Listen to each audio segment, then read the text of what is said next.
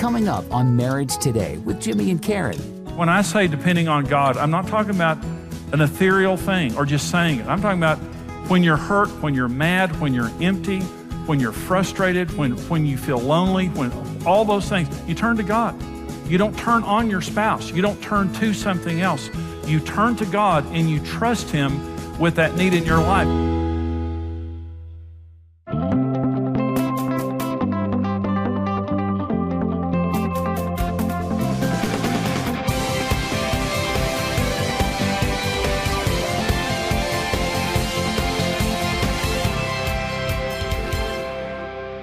In this session, I want to talk to you about a dynamic that's very common in relationships.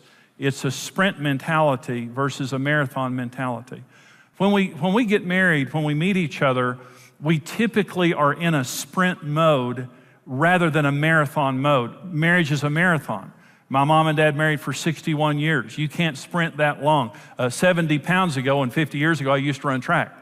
And so, when I ran track, the sprinters, you could go quick for a short distance, but the marathoners had a completely different mentality. And so many people today get married in a sprint, and what they find is that everything's passionate, everything's wonderful, everything's incredible right before it crashes. But the marathon mentality says, it's not what we can make happen, it's what we can keep happening. What can we keep happening for 61 years? What can we keep happening for the rest of our lives, rather than what can we make happen for a few months or a few years, while we're falling in love and while we're securing the relationship or something like that, and then the thing falls apart. Marriage is like two rivers that come together. When you're dating, you're like parallel rivers. You're adjoining each other, you're examining each other, you think you know each other, but when you get married, it's like two rivers that come together, and there's the immediate crashing, just the personalities, the different people, the different, desires, whatever you want to say, personas that come together, and there's a lot of turbulence, there's a lot going on. But what happens is the longer you're married, God's way, in the marathon mentality, the more you become one, the more it becomes peaceful, it becomes joyful. And I'm saying you absolutely can have a marriage that gets better and better and better, and you can have a marriage that lasts for the rest of your life. You've got to get out of the sprint mentality, and you've got to get out of the fear mentality. When you're operating in fear, it will make your fears come true. But when you're operating in faith, it will make your dreams come true. And so a lot of people, when Karen and I married, we were full of fear, and we had a sprint mentality. And so we almost divorced. It was by the grace of God that we made it. Now, this is a very, very important question. What is the source of your love? When you say you love someone, what is the source of that? Now, again, most of us have never thought about this, but I want you to think about it. And when you ask a person that's in love, they're married, they're in love, what fuels your passion for your marriage? What fuels your love for your spouse? The typical answers are passion, chemistry. We just have great chemistry. We're soulmates. That's kind of a big phrase today. Sexual attraction, we're best friends. We enjoy being together, all the above or whatever. And so those are the answers. But life happens. Conflict, children, finances, job stress, hurts from our past, temptation and sins, mistakes, failures, hurtful words, taxes, bills, illness, in-laws, the devil, the world. All of that happens to us, and it drains our batteries. All of that's going to happen. Again, the marathon mentality says we have got to run this race in such a way is that we can endure whatever's coming. The sprinters don't think like that. The sprinters have a completely different mentality. And a lot of people who fail in marriage, they're sprinters who don't have a resource deep enough, a lasting resource to fuel their love long term. Karen and I didn't. When we got married, we got married with the best of intentions, but one day I woke up and I was out of love. I didn't love Karen anymore. And if someone said, do you love your wife? I wouldn't have said it probably, I would have pretended. But I didn't love Karen anymore. I thought I'd made a mistake. She was the enemy. Karen was my enemy. And here was the thought in my mind. If she would change, our marriage would be healed. If she would change, our marriage would be so much better, and our marriage would be healed. And a lot of people, a lot of you watching right now, wherever you're watching, is you have that thought in your mind. I can just tell you, I was wrong. I had a sprinter's mentality. I had a fear-based mentality. I was deceived. And I absolutely believed that I had married the wrong woman, I had made a mistake, and now I was stuck in a bad marriage. And so let me tell you the two wrong sources of love. And these are the two most common sources of love. So I'm asking you, what is your source of love? If you're gonna make it in marriage, if you're gonna make it for the next 61 years, like my mom and dad, you're gonna make it for another 40 or 50 years, okay? What is your source of love? Here's the most common source of love for people who get married. My spouse. My spouse is my source of love. You make me feel good. I like the way that I feel when I'm around you. You fill up my love tank. I'm looking for love. I'm looking for acceptance. I'm looking for a soulmate. I'm looking for a best friend. And being around you makes me feel this feeling. So Karen was my source of love. And what that means is I can't love you more than you're loving me. Now, I tell the story about when I played golf. I golfed all the time, I worked all the time. And it almost ruined our marriage. And the night that our marriage was healed, I gave up golf. But let me tell you about why I played golf. Let me tell you about just my emotional disposition at that time. I got saved a week before we got married, so I was a Christian. But I didn't know how to trust in God. I didn't know that. So Karen was my source of love. I wanted Karen to meet my needs. And so when we got married, she couldn't. Because only God can meet your deepest needs. See, people can't meet your deepest needs, only God can. And when you don't trust God to meet your deepest needs, you automatically transfer the expectation of that on your spouse, and your marriage is set up for failure. It's a codependent relationship. In other words, your source is just simply the wrong source. It's not God, it's your spouse. So my source was Karen. Well, I need acceptance. That's one of the things I need. I need identity to feel like I'm somebody. I mean, I have all those needs, but here's the way Karen made me feel. She made me feel rejected. Because love is our greatest need, rejection is our greatest wound and our greatest fear. My greatest need is love, true love. And my greatest rejection, or my greatest fear then, it's true for everyone. Well, so we were married, and I remember walking through the house, and I would say or do something, and what I was trying to do is to get a certain response from Karen. A smile, a look, her to jump on top of me and, passionately kiss me or whatever I was looking for. Well, it didn't happen. And it made me feel rejected. Now, I'm not the kind, most men are not this way. I'm not the kind of a person that when I feel rejected, I say, I feel so rejected.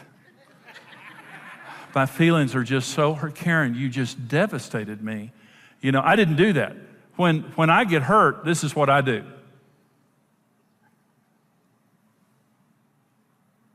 I set my jaw. I always tell them I'm getting upset because my jaw goes out. So I do. So Karen, I would be walking through the house and I would say, hey Karen, how are you? And she'd kind of, ignore me or walk off. She wasn't being bad. There's nothing wrong with her. And I would think to myself, she doesn't think I'm attractive. She didn't like me. I don't know what I did, but and I felt rejected. And I'd go get my golf clubs and go golfing. Because on the golf course, I didn't feel that way. I didn't feel that way with my friends. But when I came home, I was so raw with the feeling of rejection. Okay. Well, so Karen was my source. She made me, there's nothing wrong with her, but because she became my source, I could only love her as much as she was loving me. I felt disappointment, I felt frustration. She got pregnant, life happened, job stress, all the kind of things that began to happen that puts pressure on both of you, regardless of how hard you're trying. And so finally, I just turned my heart away from her. This is what I did.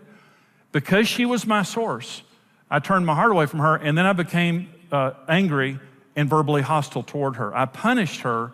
My way of trying to change her was very ungodly, as I began to be verbally aggressive toward her and beat her down verbally, and that led us to the brink of divorce, the night that we almost separated. Then there's me, there's Jimmy, and me being the source of my love. Now, I want to say something to you about about your spouse and God. And I want you to listen to what I'm about to say, because this is a profound point.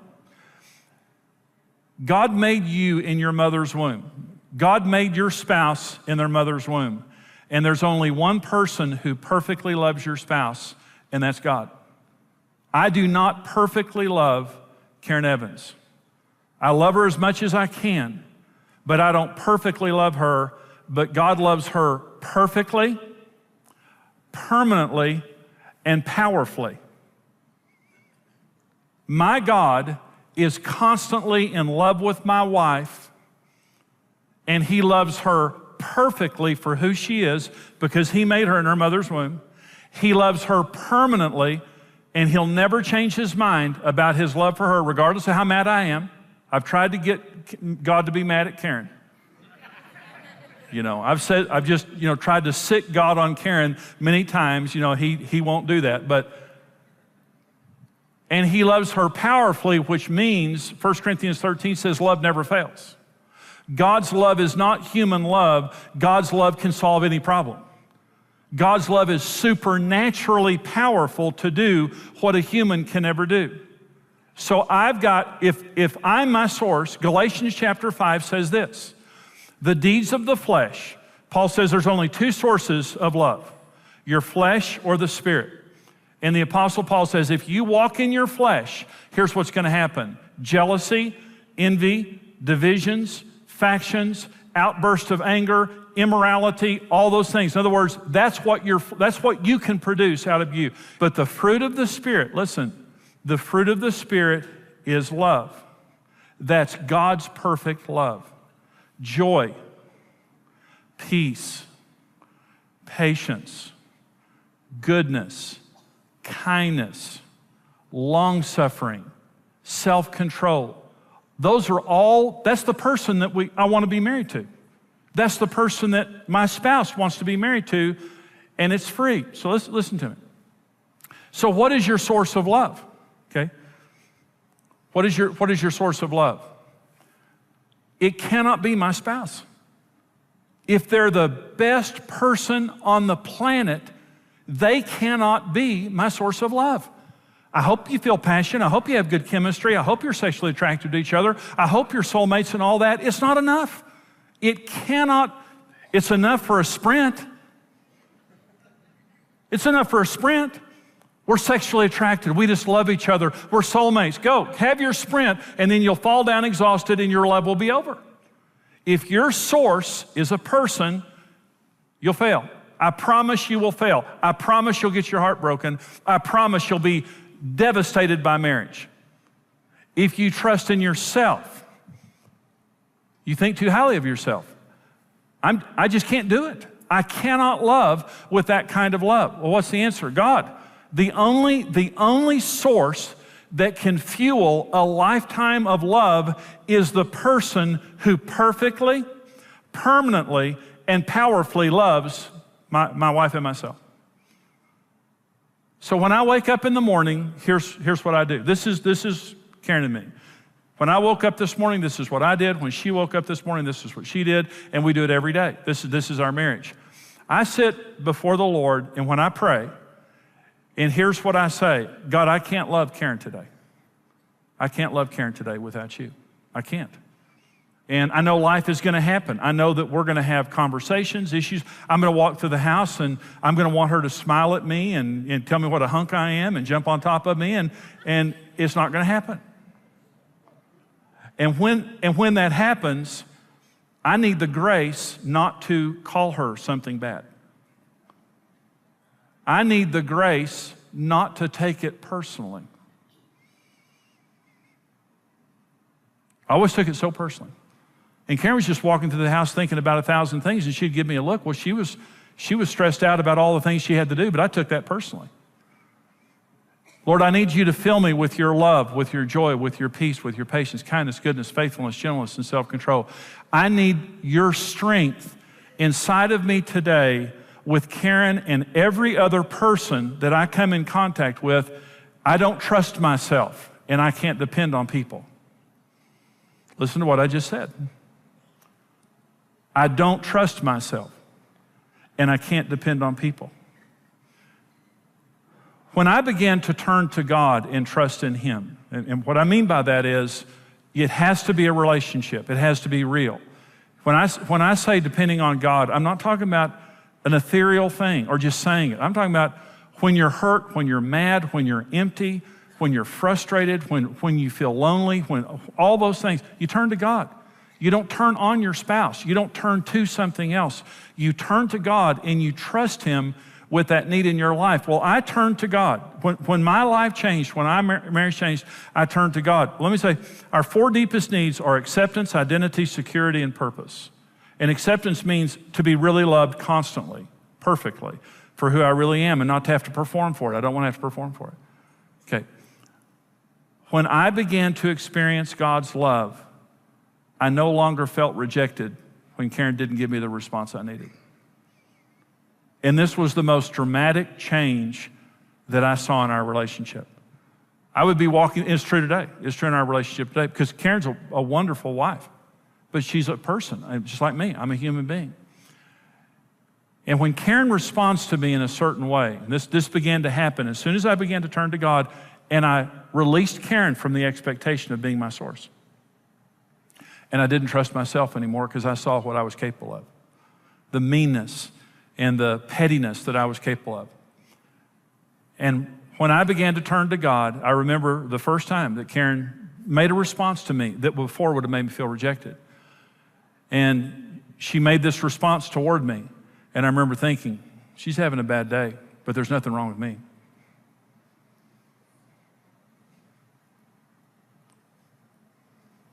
It felt so good. Because you know what my response was? To go help her. Rather than getting my feelings hurt and set my jaw, like, I'll get you back. I don't care what you cook tonight, it's not good. And I can't wait to tell you. Is this any good? Yeah. Now, next time you ask me if you look fat in that, you're gonna get it, sister. I go, well, I don't know. Yeah. It feels so good not to depend on people. It feels so good. It feels so good to be able to love a person who's not loving you with God's love. When I'm mad at Karen, when I'm upset at Karen, and I go pray, God never takes my side. And I've tried to get him to do it many times. You know, God, strike her. Remember the Bible. You know, you struck people in the Bible. Strike her.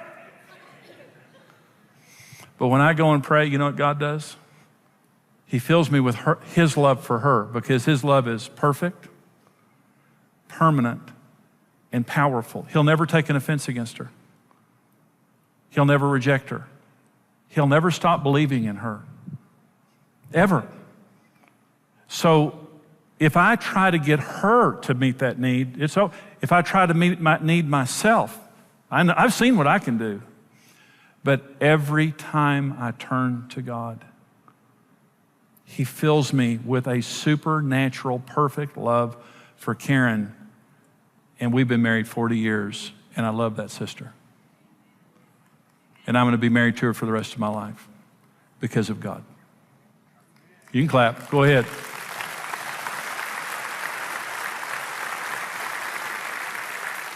And I know good and well that a lot of you have had your heart broken. And like me. You've had your heart broken. You've been through difficult relationship after difficult relationship. And for some of you, as I'm sitting here talking, there's a light bulb that came on and said, I've just been trusting in people. I've been trusting in myself. I haven't been trusting in God. It's the number one question. Will your love last for a lifetime? If God is your source, absolutely. Well, I hope you enjoyed that teaching, and I hope that it really ministered to you. That comes from a series that I do called Lifelong Love Affair. And it's a series, it's also a book.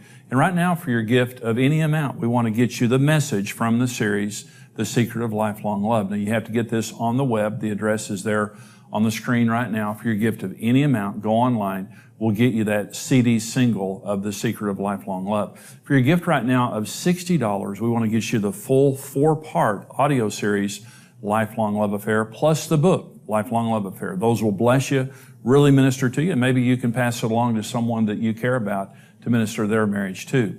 For your gift of $110 or more right now, we'll get you the full DVD series, 4-part Lifelong Love Affair series, plus the book, plus our new Vision Retreat app. We teach every person, part of the Lifelong Love Affair is talking about being married on purpose and having a vision for your marriage. It will transform your marriage. And we will include, with your gift of $110 or more, the Vision Retreat app. It'll work on your phone, your tablet, your computer. It helps you to prepare to have a vision retreat, to go on your vision retreat, and to follow up afterwards, take your marriage to another level. It's all included. The information is there on your screen of how you can get these important resources. I really want you to get this. It will really help you and minister to your marriage. Here's how you can do it. Transform your marriage into a lifelong love affair. For your gift of any amount, we'll send you the CD single, The Secret of Lifelong Love.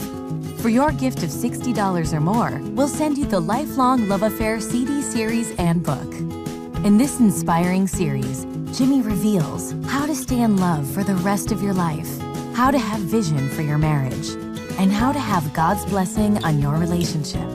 For your gift of $110 or more, you'll receive the DVD series, book, and the Vision Retreat Journey app. This easy-to-follow online experience guides couples through establishing clear vision and setting goals for their marriage and family.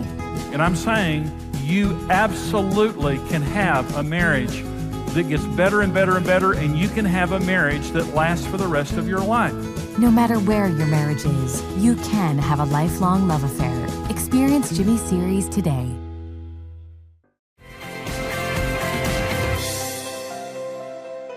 This program today, and we're talking about lifelong love and how our marriage can last a lifetime and how God made marriage to be a marathon and not a sprint. And you see in our world today so many people, and I feel so sorry for those people because Karen and I were exactly the same way when we first met and married. And they fall in love and everything's just so phenomenal and they're just, absolutely head over heels in love with each other and all of that's great.